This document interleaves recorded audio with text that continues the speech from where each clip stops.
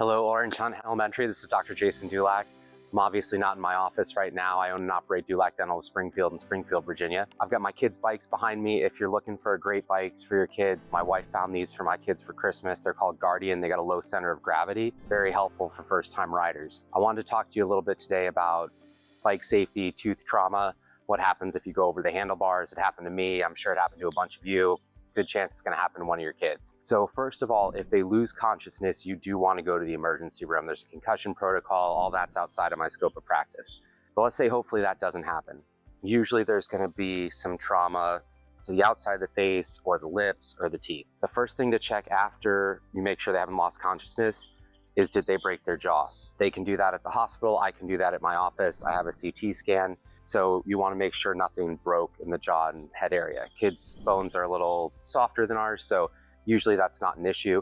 But if their bite is changed, that would be a sign. Now for kids, their bite's changing all the time. So for an adult, if your bite has changed, that's a sign of a jaw fracture. More than one tooth that's out of place, but your whole bite feels shifted.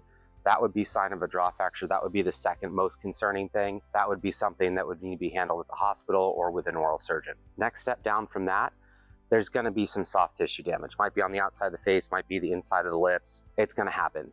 The only reason we would put sutures in for a kid would be if the bleeding cannot be stopped with direct pressure. So very unlikely that we would suture a child, especially in the mouth. They usually play with the stitches. They usually cause more trauma than just letting it kind of heal. So there's probably going to be some bleeding. Don't worry about it. Next thing to look at, damage to a tooth. So if the tooth chips a little bit into the enamel, the outer surface of the tooth, that's just a cosmetic concern, not really an emergency. We can take care of it if you want. If you don't want to, we don't have to. Small chip in the outer surface of the tooth. Next step up would be chip into the inner part of the tooth. Now at this point, it would be sensitive to cold. A lot of times in kids, this will go away. A lot of times we won't fix it. It happened to my daughter and we didn't fix it. Next step up from that would actually break into the nerve of the tooth. This would be exceptionally painful. And this would be something you might want to get after hours or emergency care on. When it breaks into the nerve of the tooth, there's going to be a lot of pain and very sensitive to hot and cold. So if that occurs, call me 703-451-4500 or call any dentist, but you're probably going to want to get that treated because that's going to be pretty painful. The next step up above that would be a fracture of the tooth, like under the bone or under the gum line, such that the tooth couldn't be restored and had to be taken out. So if you're into the tooth and it's sensitive, we can fix it. If it's into the nerve, it definitely is going to need treatment, root canal. If you break it below the bone, then you're going to have to take it out.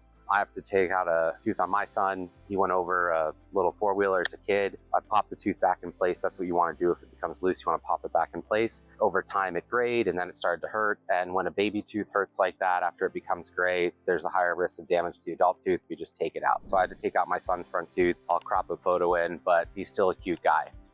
Depending on when the tooth comes out, it may or may not make the adult tooth come in quicker or take longer to come in. But the adult tooth will come in, it's not going to be a big deal. Next thing that can happen other than chipping or breaking a tooth would be a tooth gets what we call avulsed or pushed. Usually pushed back if you're getting hit from the front. If that happens, you just pop it back into place. So if it gets pushed back, sideways, in, whatever, just pop it back into place as quick as you can. If it gets knocked out completely and it's a baby tooth, we just leave that out. That's a goner. That's for the tooth fairy. If it's an adult tooth and it gets dirty, just rinse it real quick and pop it back in. So the sooner you get it back in, the better if it's an adult tooth. If you're not sure, if your child's under 6, is probably a baby tooth. The adult teeth are like 3 or 4 times the size as a baby tooth. Usually pretty easy to tell. Plus the tooth fairy would have come for your kid if they've already lost a tooth. So usually it's pretty easy to tell, but the adult teeth are significantly larger than the baby teeth. So if a baby tooth comes out, we leave it out.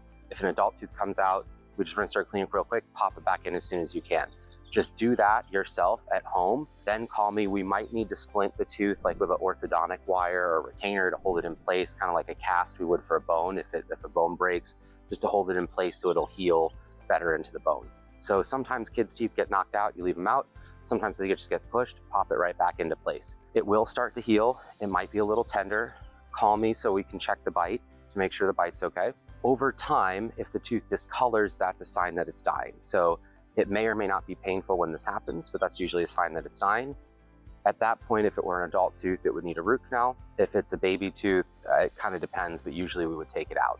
So discoloration is a sign that a tooth has probably died. If that occurs, let us know. And that may or may not be painful when it starts to become gray, but if it becomes gray, then painful, that's what happened to my son's tooth. I had to take it out. So I hope this answers a bunch of your questions about soft tissue trauma, trauma to the tooth, knocking a tooth out, jaw damage, all that. If you have any questions or concerns, please call us at the office 703-451-4500 and enjoy this bike festival. Thanks so much.